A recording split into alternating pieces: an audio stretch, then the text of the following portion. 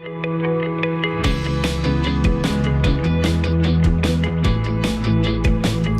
and welcome to Pastor's Perspective. I'm your host, Brian Perez, and we are here live on this Tuesday afternoon, ready to answer the questions you have about the Bible, the Christian faith, just about anything that's on your mind. 888-564-6173 is our number, so grab an open line while there's still time.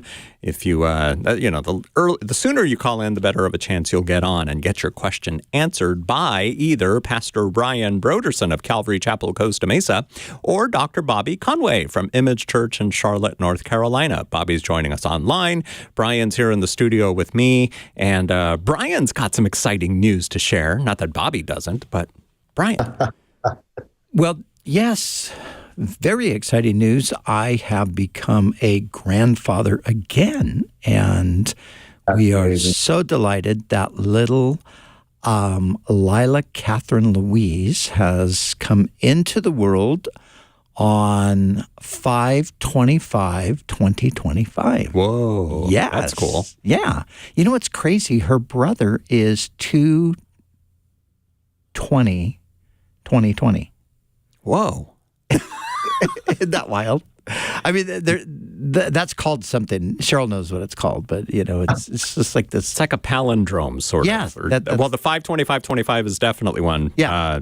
2/20/20 might be also. I don't know. Yeah, no, it is. Wow. 2/20/20, yeah. How cool. Isn't that wild?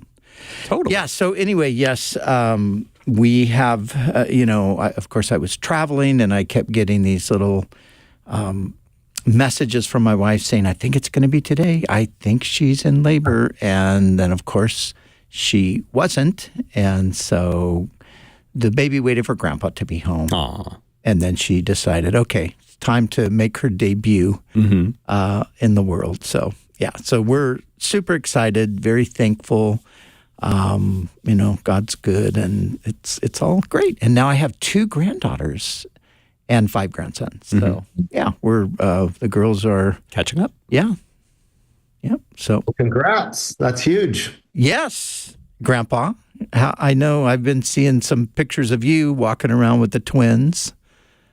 Yes, I know. It's been fun. We got back from our trip, and then they were here at the house, so they're downstairs right now. I've been down there tickling the heck out of them and that's great. Doing what grandpas do, right? So is Haley there now? Is she living in the area?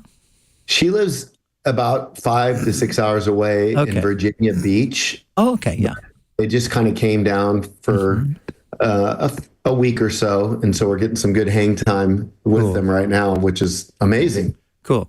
This is the first time I've seen you since I left, right? I saw you. I think you're right. Yeah, because Bobby was out of town last week. Yeah, you were out of town last week. You came in for one day. Yeah, I came in for 2 days, Wednesday and Thursday.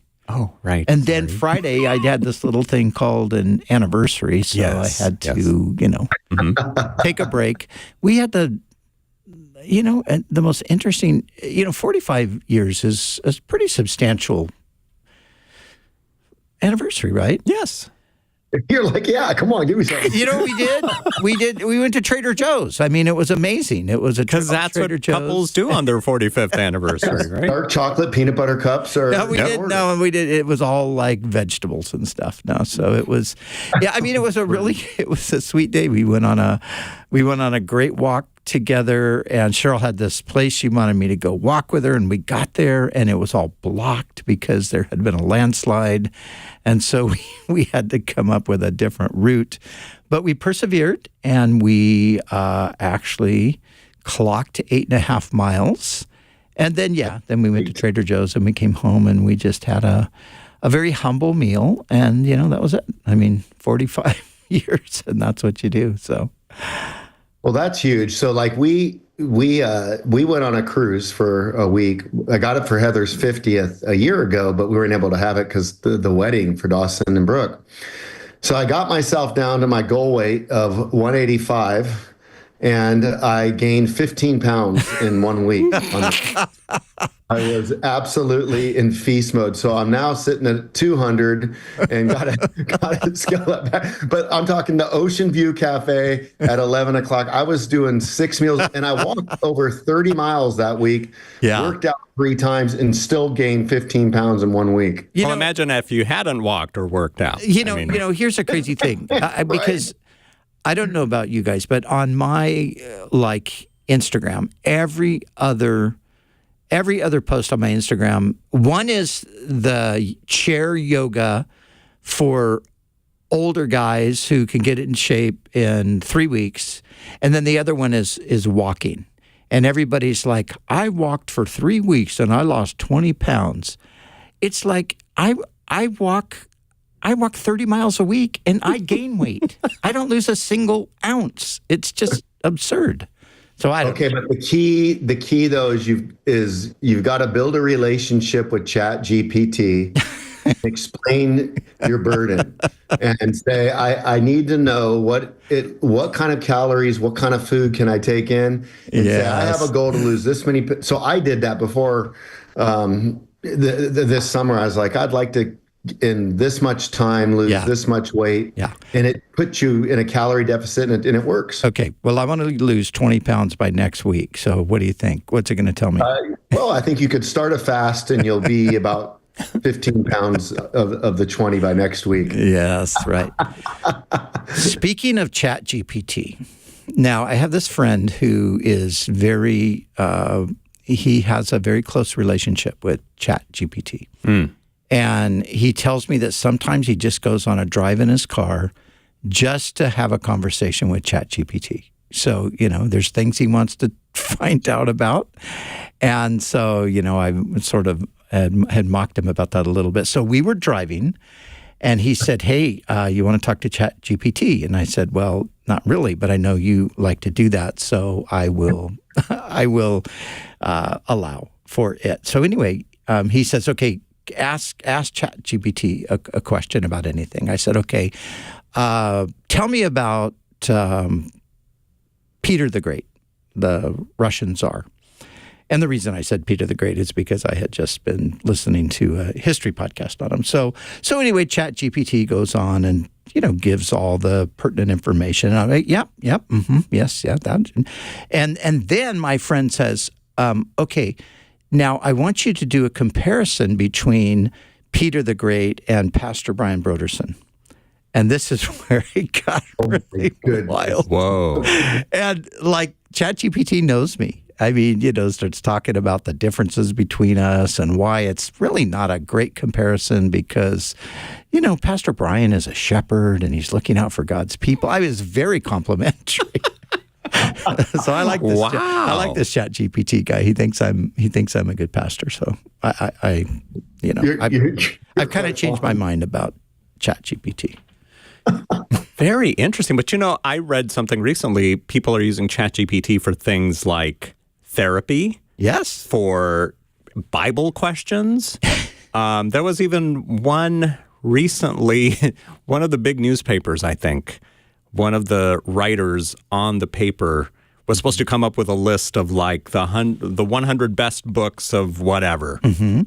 And so this person asked ChatGPT, some of these books didn't even exist, but they came up in this list. Really? And, so the editors of the paper found out and said, wait a minute, there's no such book as this. What are you talking about? So the person got fired. But it's just all this misinformation. Not that you're not a good shepherd and everything else that ChatGPT said. That was accurate. Oh, that was good. Yeah. All the other stuff is just weird. I mean, it is true. There's a therapeutic aspect to it. I've been simultaneously reading the updated version of 2084 by John Lennox, which is all about AI, and listen to a great podcast by Justin Briley by a guy named John Wyatt, who is also an expert in AI. So, yeah, it's wild stuff, Oh, it is just, it's insane. I really do think ChatGPT is a great tool and a dangerous tool, even for those in ministry, because it's so gifted. I think it can be really great with editing, but as long as you give it something to edit, Yeah. The danger becomes like you're just gonna, not give it some previous work. But it is such like I did an email today and I dropped it in Chat GPT and I said, hey, can you just take this and edit it? And it's like it doesn't. Or you know what the trip is? Check this out. I can take a drawing that I do. And I say, here's my most recent drawing. I'm wanting to do an Apollo. Oh, I did want to. So I did a picture of James Dean.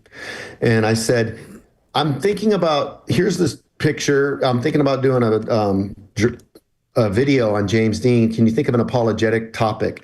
It immediately came up with it, and it knows exactly what my picture is. Wow. And it's like, it can say, you can shade it a little bit better to bring this quality out. But it literally so smart. I can draw something, upload it, and then it can say, here's some ideas for a good video script. Wow. Is that insane? So what did it tell you? What was the apologetic with the image of James Dean? I think if I remember correctly, it gave like 3 or 4, but one of them was like just the dangers of living reckless and realizing that, you know what, we teach us to number our days. We don't know how many days we have. And so, if you live reckless, you can die young. And so just a defense of living wisely. Yeah. Wow. Fascinating stuff here. Totally. On Pastor's Perspective. Yes. Amazing. Yeah. And you're almost up to 500 subscribers on the Graphite Apologist. So let's get that up to 500 today. Why not? That would be great. Come on now. We need, what do we need? 13 of you? Well, 13 would be even better because then we'd be over 500. But really quick, I found that article. It was in the Chicago Sun-Times. The Chicago Sun-Times fired a writer who used AI to create a summer reading list riddled with fake books. Amazing. Summer reading list with fake books. Yes. And somebody gets it and goes, yeah, I read this. It was pretty fascinating. Yeah. Wasn't even a book. So the interesting thing is like thinking through all the ethics on that, because I do see it being a very helpful editor, like especially if you're sending out a church email or something, or there's editorial help that I think can certainly be there. But I do think we're going to have to think through the ethics of what it looks like to leverage it, to not, when to disclosure using it. Like I have no problem saying, give me some ideas for how to make an apologetic angle on Bob Marley. Because if I did it, like, it won't waste a thing. You can draw anything and it'll be like, well, you can take this angle. It's great. All right. Well, here we are in, this is 2025. This is what it is. The things we talk about here on Pastor's Perspective now. 888. Hey, am I looking at you guys right now, or do I need to look up here? No, try looking down again. Keep looking up there, like you're gonna. Does this kind of give yeah? Okay. Well, I'm having some computer stuff, so I'll look right here then. If you look up there, people are gonna think you're, like the rapture's about to take place or something. I mean, nothing bad in this, but this looks a little bit like Biden right here, like the kind of like lost moment. You guys can't even. The views and opinions. No, I'm joking. All right. Funny. All right. 888-564-6173. Let's read one question that was sent in online, because there are other ways to get your question to us. You can use the Pastor's Perspective Facebook Messenger, or you can go to kwave.com and click on the Pastor's Perspective page. If you can't find the page, just click on my forehead there on the homepage on the banner, and that'll take you to the right page that you need to fill out the form. Or you can DM us on the Pastor's Perspective Instagram. That's what Dano did. Why is the evangelical community so quiet on the horrors in Gaza? Thousands are suffering, innocent children and civilians. There's deliberate starvation by Israel. Why don't we care? Why does not even one evangelical post one concern, one prayer, one Instagram post? Are they afraid of being canceled or fired? It's amazing to me that no Christian leaders will condemn the deliberate starvation. What would Jesus do? Asks Dano. Brian, what do you say? Well, I do think that there are more people than Dano thinks that are speaking up about some of these things. I do think part of the problem is there is so much misinformation that comes out of Gaza, with Hamas being the propagandist in this, that I don't think anybody really knows what the exact facts are. Was it last week that somebody at the UN said that within 48 hours, 14,000 babies were going to die of starvation, and then a few hours later they walked that back, and it was an exaggeration. It was, and so it's very, very difficult to get to the truth of just what is going on in Israel. Now, the way the Israelis have conducted this is a war. The idea that they're intentionally starving people, I just don't believe it. I think it's propaganda. So there's a ton of Islamist propaganda that's just, it's circled the globe, and it's everywhere. I mean, you look at major universities, major cities, protest, and all of this is going on, and I just wonder, like, okay, there have been so many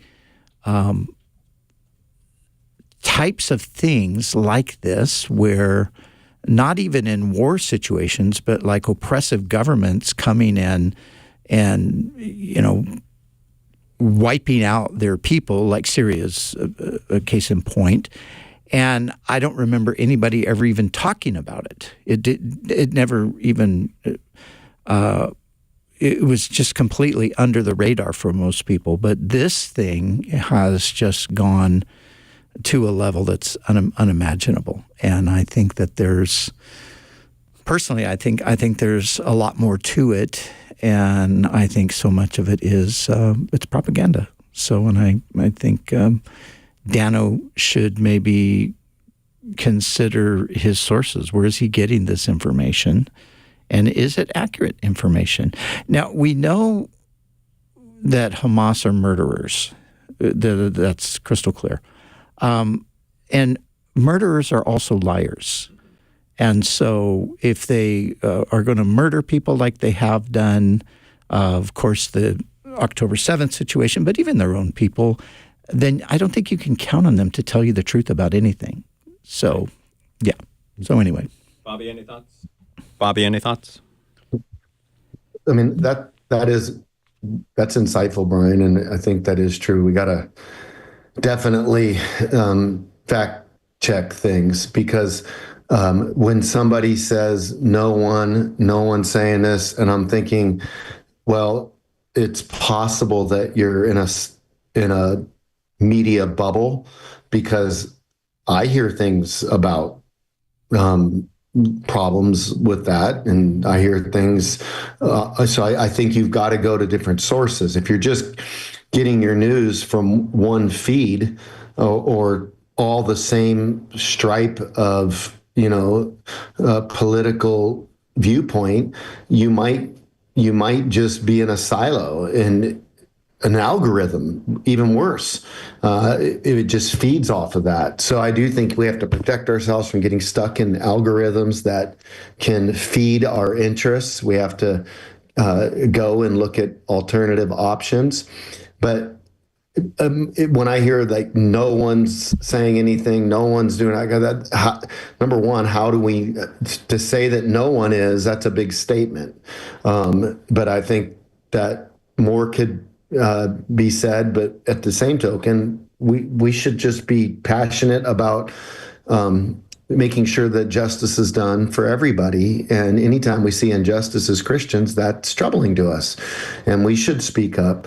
Unfortunately, it's tougher because we are dealing with Hamas, and the kind of stuff that they spit out to us, it is going to be baked in lies, and we can't digest that as if it's true. I just saw, I think it was yesterday, a video clip of Palestinians in Gaza just protesting against Hamas. And, of course, they haven't done that much because it's risky to do that. And but yet, and does that, because of the things that I'm saying, does that mean that I think that everything that Israel has done or is doing in this war is a perfectly just and righteous execution? Probably not.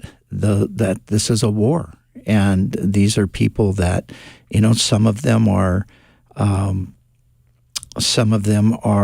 obviously themselves very vengeful, because of the things that they've experienced or the nation has experienced. So I think if you can try to keep remembering that this is a war.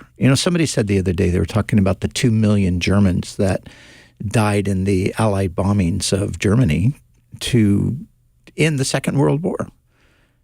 Those were innocent people to a large degree. They weren't part of the whole Nazi thing necessarily. There were many Germans that were not Nazis, but they died. Or you think of Hiroshima. You think of the, Nagasaki, Hiroshima. Those were Christian communities. The crazy thing is that those cities in Japan that experienced the atomic bomb, they were Christian cities. So, yeah. I mean, these are the hard things in life. And I think, we need to be fair and we need to be reasonable, but we also need to take into consideration the source. Yeah. Bobby? Yeah. Even when it comes down to like politically, sometimes I'll see statements online like, I can't understand how a Christian could possibly vote for Trump, right? So that comes out. But then you're listening to that. Sometimes people go, I don't understand how somebody could vote for Kamala, right? But it sometimes seems like we lose our objectivity. Like we should be able to recognize the strengths and weaknesses of each person. And so when I read this recent, diatribe of a person, talking about Trump, well, I'm listening and I'm going, okay, but can you recognize that there are some real problems with the ultra progressive left as well? Because if all you do is say Trump's a problem, then you can't acknowledge because it sometimes just sounds like, I can't believe you voted for Trump, and then as if this was the agenda to go with. And I think we all will sound more objective about everything if we can say, you know what, Trump has these issues, A, B, C, and D, and this was my issues with the progressive left. Here's why I'm thinking this way, or here's my problems with the Israeli, Palestinian war that's going on. So sometimes people just see everything strong in one group, Israel, and everything bad about another group, or everything strong about one politician, everything weak about another. And when we do that, we really show that we lack objectivity and that we're not being well sourced with our material. And because that's what these political channels do, and we have to be aware of it. If you go on Fox or CNN, I mean, they're basically on opposite narratives, and they're just casting those narratives. And if you go over and they're saying something positive, you can flip over and they're going to be hitting it negative on this person. And if we think that that's objectivity, this is where we get back to what's making this whole issue so tough is, who do we trust in journalism today? Because now it's more about people giving their opinions instead of giving us the facts that we can wrestle through. Good conversation to start us off today on Pastor's Perspective. 888-564-6173 is our number. And now we're going to talk to JJ in Newport Beach, who is listening on the K-Wave app. Thank you, JJ, for calling in today and for downloading the app.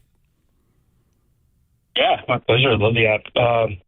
My question today was, well, I'll give a little bit of context why I asked it after, but I was wondering, was it necessary for Adam and Eve to fall to experience God's grace? And the reason I ask is because I thought of that question when I was thinking about how some of us, for me, coming to Christ at the lowest point in my life, was that also necessary for me to come to Christ? So there's my question. Thank you. Okay. Brian?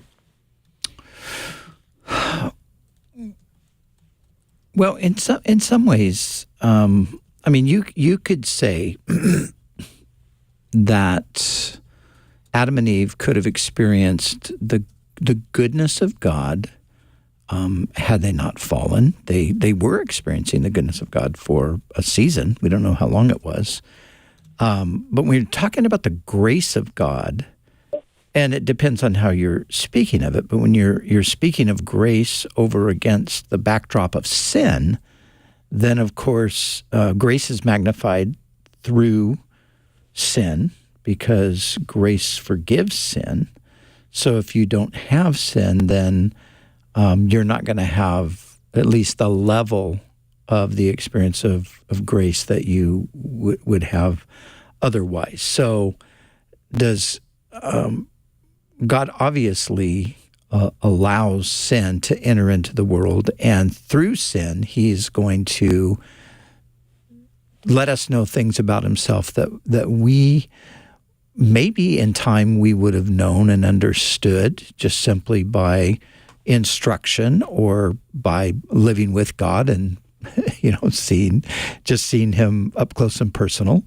But I think sin and then the grace that came, sin abounded, grace abounded much more, has given us an insight to God that we wouldn't have otherwise. What do you think, Bobby? Yeah, I 100% agree. I think the concept of grace is something that, wouldn't be needed. Like, for example, the angels can see the grace given to us and marvel.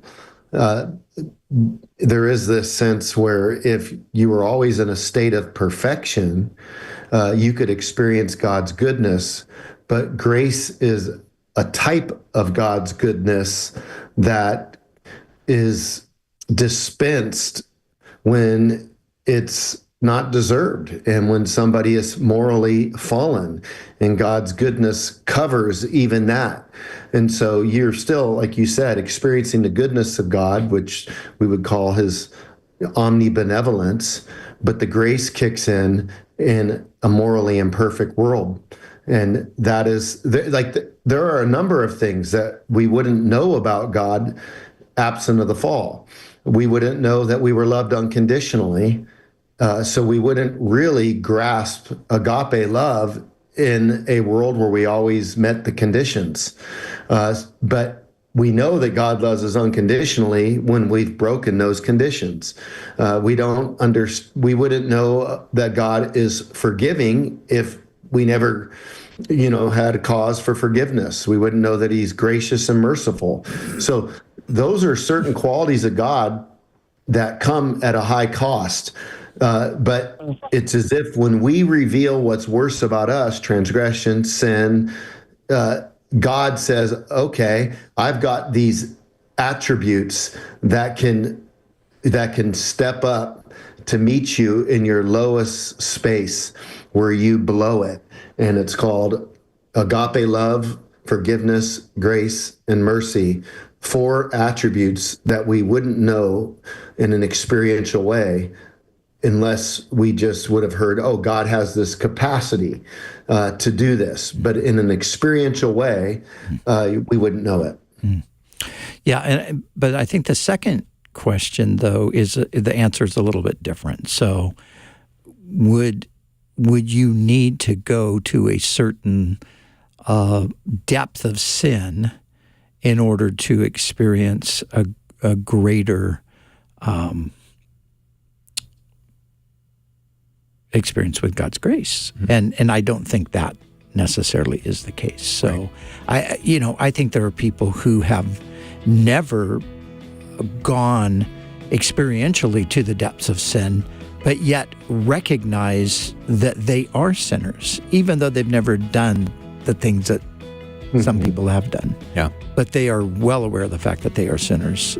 And of course, they praise God for his glorious grace in relation to their understanding. So no, you don't have to go to the depth.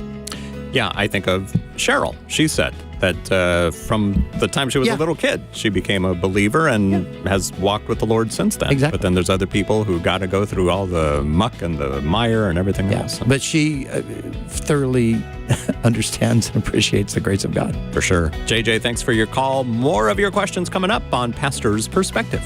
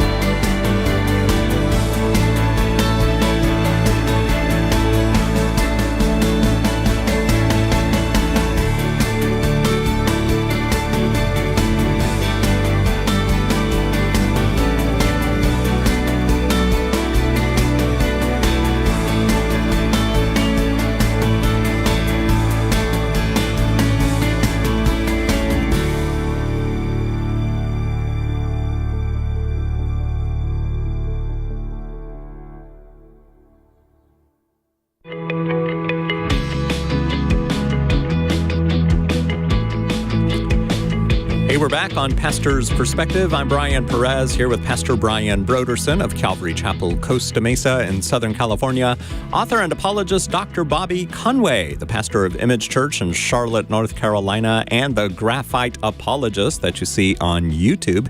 He's joining us online, and so are you. If you call us at 888-564-6173. Now, before we go back to the phones and other questions that were sent in online, Pastor Brian wanted to go back and address something we were talking about just a few minutes ago.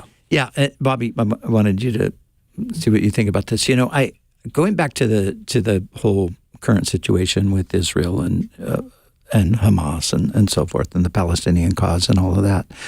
I think what many people are assuming is that it's because we believe the Bible and we believe that the Jews are God's people because of the Bible.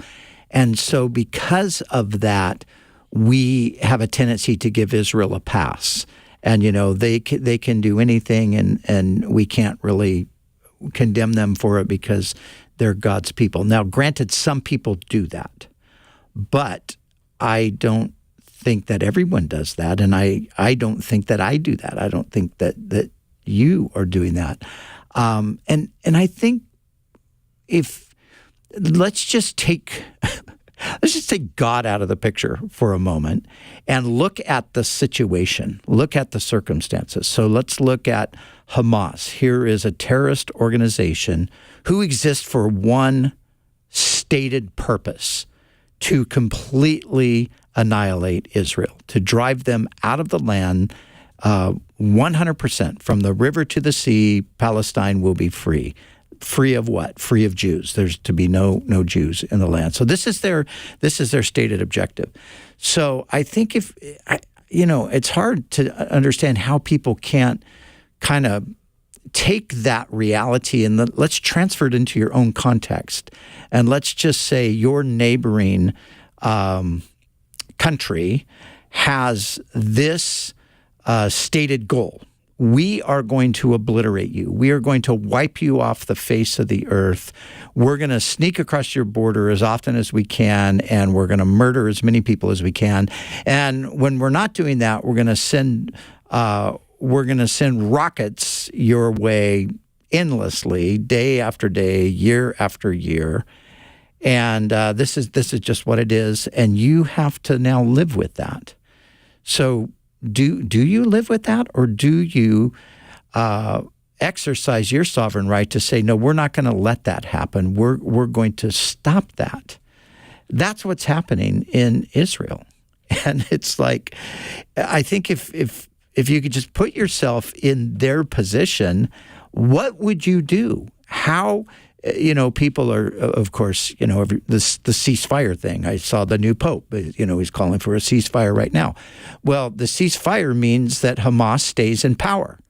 And if Hamas stays in power, nothing changes. It just remains exactly as it has been. And, maybe there's a temporary reprieve where the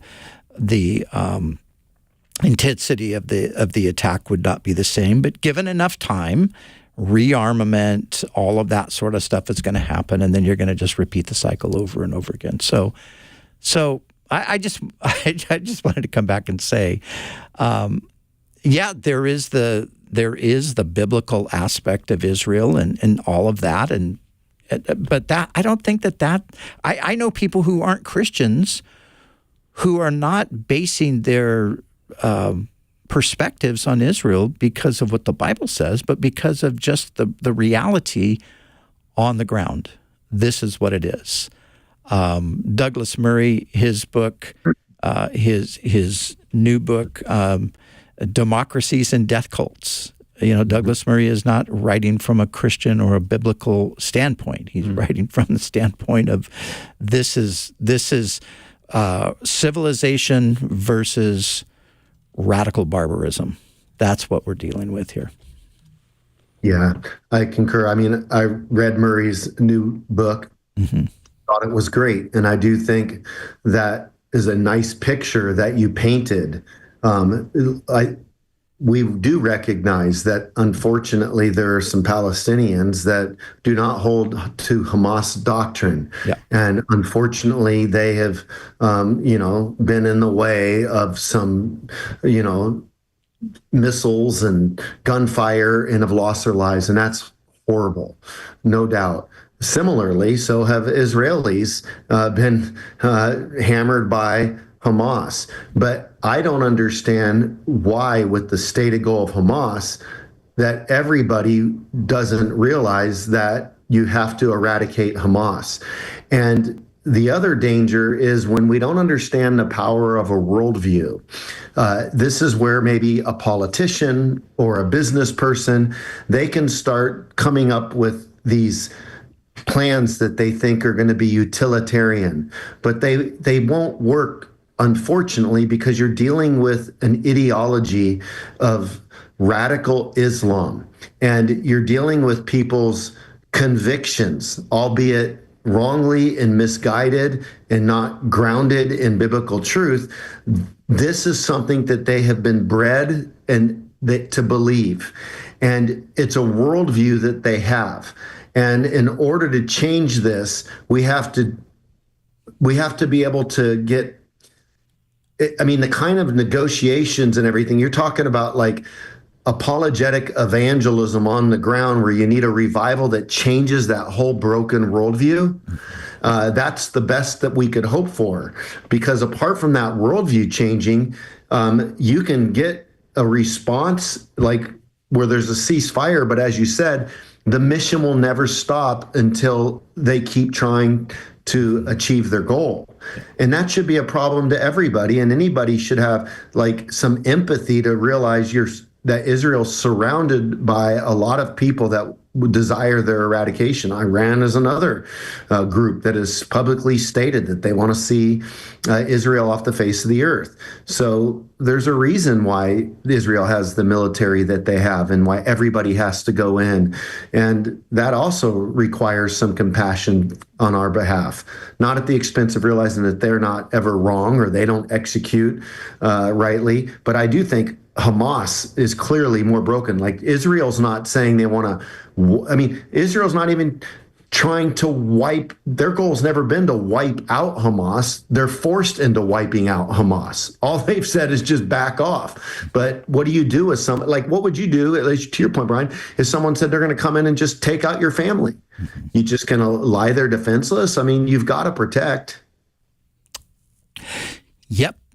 So anyway, I just thought that those are good points. I mean, obviously this stuff is being talked about everywhere and all over the place today. But it is a time of real craziness on so many levels. But you see these graduations at the Ivy League universities, with the students all dressed in their Palestinian flags and kippahs and things, and you just think, wow, and then you see also the interviews that are taking place when they're asking the students about some of the particulars of the river to the sea. What river are we talking about? What sea are we talking about? And they don't even know. They don't have the slightest idea what they're even protesting about, or what they're and they're not just peacefully protesting. These things continue to have a violent aspect to them, and so it's praying and just asking. When I think about the young people again, the students, and I just think, Lord, just somehow He's moving on college campuses today in some pretty extraordinary ways. Just, sweep up in the midst of that work that you're doing, sweep up some of these kids and deliver them from this. This is a delusion, a radical delusion. Good conversation, first half and second half today on Pastor's Perspective. Let's go to San Berdue. Here's Ron. Welcome to Pastor's Perspective, Ron. Good afternoon. Hi, what's your question for us today? I'm an Alcoholics Anonymous. I've been sober for 35 years. And I left AA like most Christians do. I went back to Calvary Chapel for many years, and my brother killed himself, and I went back to, and I'm gone back to AA. I was told, you wouldn't have today what you have, Ron, if it wasn't for AA, and he's right. AA gave me back my life, and my witnessing in AA comes around a lot of times to Old Testament. The last week, and the reason I'm calling is last week where some people were talking about, well, we're guilty for our fathers' sins and from their fathers to the fathers, And I pointed them to Romans chapter 5, but that I'm more interested if there's a good book. I've read many books about AA, and most of them AA is bad, and this is why. I'm not interested in that. I'm interested in trying to help these people because they're damaged. They're severely damaged from religious people, and a lot of them. And that's why I decided to go back, and that's kind of my mission field. And if there's any books that are a little better than AA's bad, and this is why, I would like to know about them if there is any. Okay, Bobby Conway, what do you say to Ron? Yeah, boy, I've read several books on this, but it's been years now. So I cannot think of a particular book about AA. I mean, and I've, obviously read the big book on different occasions. But I would say the principles that Bill W. and Dr. Bob or whatever, they formulated these 12 steps out of were extracted from like the book of James and from 1 Corinthians 13 and from, Proverbs. So they're using, biblical principles. But when they were starting it, as you know, they're trying to start something that would capture people where they are. And if somebody wasn't ready to give their life to Jesus, they were trying to say, look, hold on to anything that you can hold on to outside of yourself is better than the bottle. And so they were just trying to help people to get some hope. I do think that it can become problematic when you have sponsors telling you, as I have, oh, don't mention Jesus, or you can't talk about this, while everybody else sits around and they're free to share. I think that if people are told, hey, you know what, embrace your higher power, then if somebody wants to talk about a doorknob being a higher power, that shouldn't be mine to manage in that moment. But if I want to talk about Jesus, that shouldn't be for them to manage in that moment. If everyone's telling me to believe in the doorknob, or if I'm in there saying you have to believe in Jesus, then I can understand that you're kind of going against the purpose of why it was created. Having said that, I do think there's a great place for Christians that are relatively grounded in their faith to see that as a mission field. So when I was back in there and going to many meetings again several years ago, I ended up starting a group in our church, and we had, I think it still goes on to this day, but we were seeing 25, maybe 30 people. And that was wonderful. A lot of those people started coming to church, and there's a place to talk about Jesus. You can go out to lunch with somebody and say, hey, let's have a conversation. And what are you trusting in? And I'd have no problem talking about why Jesus is important to me. And one of the things that really helps, I think, open people's eyes that are in AA is you just say something like, let's be real. All of our higher powers can't be real. It's like you can't say you believe in A and I believe in B and you believe in C and he believes in D, and A, B, C, and D exist, right? We don't come up with who God is. God reveals himself to us and we take it or leave it. And so those conversations are ample for opportunities outside of that context. So I think it's great for you to be able to go. But I do think that sometimes if someone's early and they don't have a good doctrinal handle, then they can get sucked in and almost become like these universalists. It just doesn't really matter what you believe. And that is a danger that I think you have to say that people could be open to in AA. We've mentioned Celebrate Recovery before here on Pastor's Perspective, and I looked on their website and they redirected to this site here that I'm looking at. Are you familiar with any of these books, like Life's Healing Choices, The Road to Freedom, Your First Step to Celebrate Recovery? Any of those, Bobby? Yeah. So those are part of the process. Like what Pastor Baker did, who was with Rick Warren, that started the whole Celebrate Recovery movement many years ago. I was a part of that at Saddleback. He ended up creating, I think there's 8 steps out of the 12 steps, and there's those booklets, I think, that you're looking at. I can't see the screen, but those booklets then are what you go through, and it's Christ-centered recovery. And I think that that's really great. But what do you? So for the people who say, "Oh, there shouldn't be AA," well, then I would kind of think, okay, but I get that Celebrate Recovery is better. I believe it is. But what if someone won't go to Celebrate Recovery because they've had bad church experience? But then you go, okay, well, I'm thankful that there's AA. But then you go, well, Christians shouldn't go. But then I go, but if Christians don't go, who's going to evangelize them over to Celebrate Recovery? And so it really becomes a mission field if you just look at it that way. And if you just realize that when you're there, that you can't believe that the big book and the doctrines of AA are that they're flawless. They're not. But it is a really good opportunity for helping people. It's a bridge to getting people to Celebrate Recovery, in my opinion. And whatever the end objective with the founders, whether they just wanted to help people get sober or if they were open to people coming to faith. I mean, there's I read stuff years ago where there are plenty of people that I think give these guys more credit than is due to them from the standpoint of, they're just, these are Christian guys just, basically just wanting to help people with the gospel, to the other extreme of, oh my gosh, these guys were inspired by the devil to write this book, the big book, and this is an alternative religion and all of that. I think that these guys obviously wanted to help people.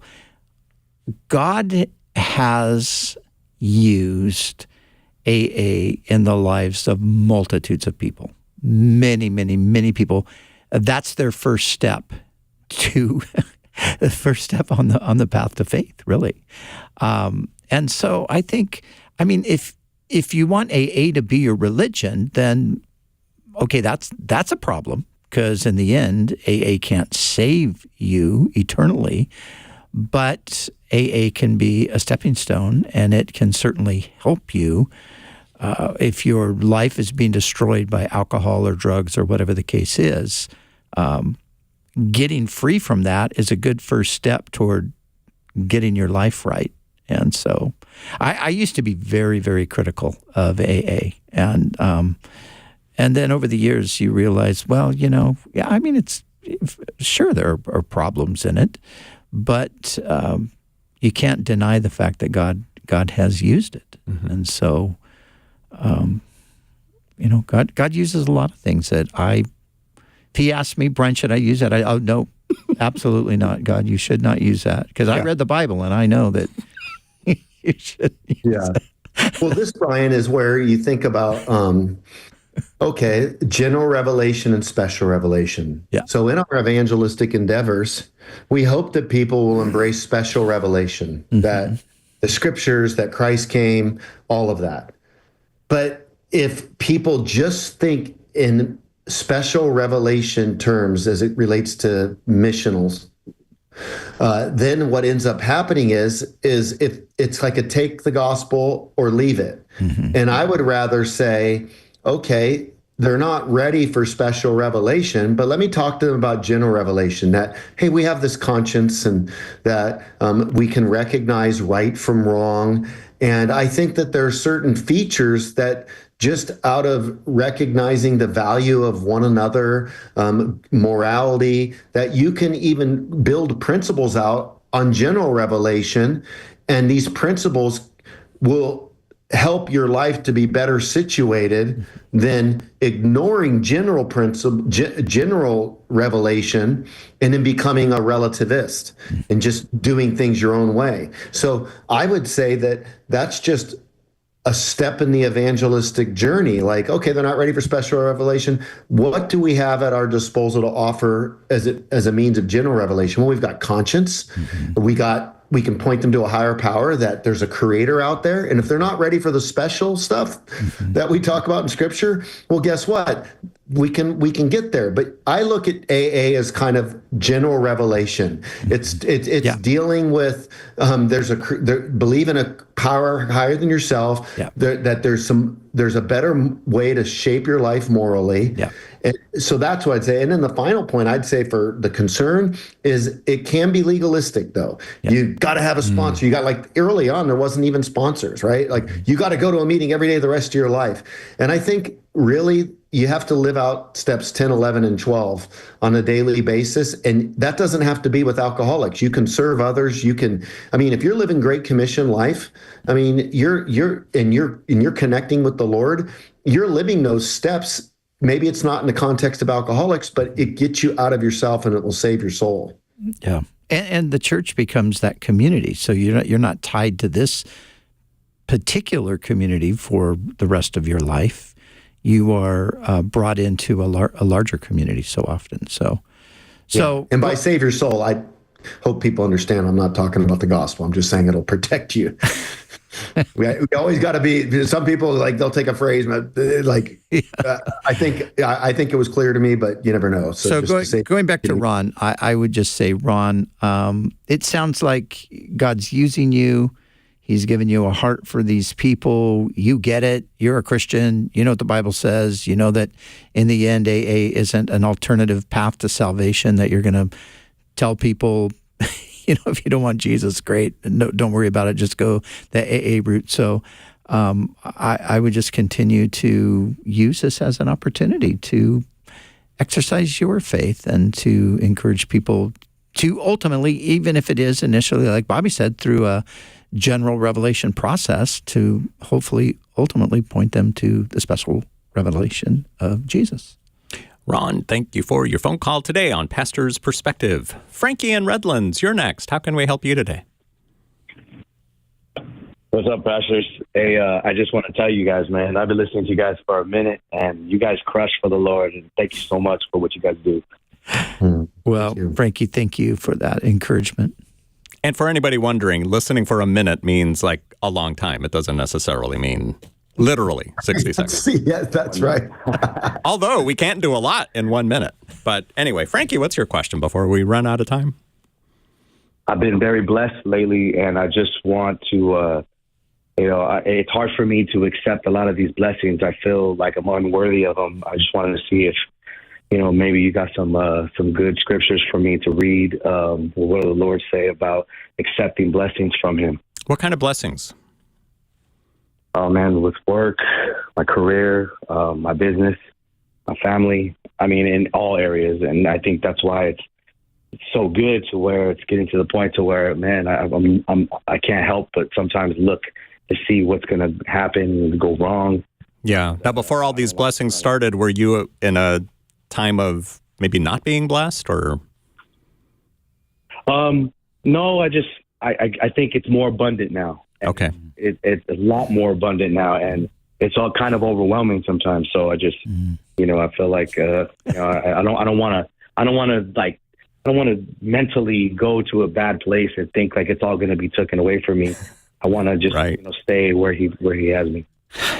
Yeah. And we serve a blessing God. I mean, that's who He is. And so enjoy it. And yeah, our lives are up and down sometimes. I mean, it's life, right? We go through challenging times. It's not because God gets mad at us all of a sudden and says, "Okay, now I'm tired of blessing you. I'm gonna mess with you and make you miserable for a while." It's just we live in a world that's fallen, and so we go through seasons. And I would say just rejoice in the season you're in. And you're saying, well, gosh, I don't feel worthy. Well, you know what? That's what grace is. Grace, that's kind of where we started today. Grace is receiving the things that none of us are worthy of, but it's out of the goodness of God that grace comes to us. So I would say, Frankie, just enjoy it. Yeah. Bobby, 30 seconds. Man, I can relate to that. Like, when things are going good, I'm waiting for that other shoe to drop, and that's my bad theology. Yeah. Life does have problems, but I don't think we should live. If you're waiting for the shoe to drop, you'll start not enjoying the blessings before you, and enjoy those blessings. And when the shoe does drop, no, it wasn't necessarily punitive. It's just life has a way of dropping shoes at times too. And there's some pastors that would even say, if you're not in a valley right now, one's coming, so you got to prepare for it. And love that encouragement. Yeah, exactly. Okay, we're out of time, and we have so many phone calls left. Please, guys, call us back tomorrow. We'll be here between 3 and 4 p.m. Pacific time. And if you want to listen to today's program again, we're going to archive it pretty soon. See you tomorrow on Pastor's Perspective.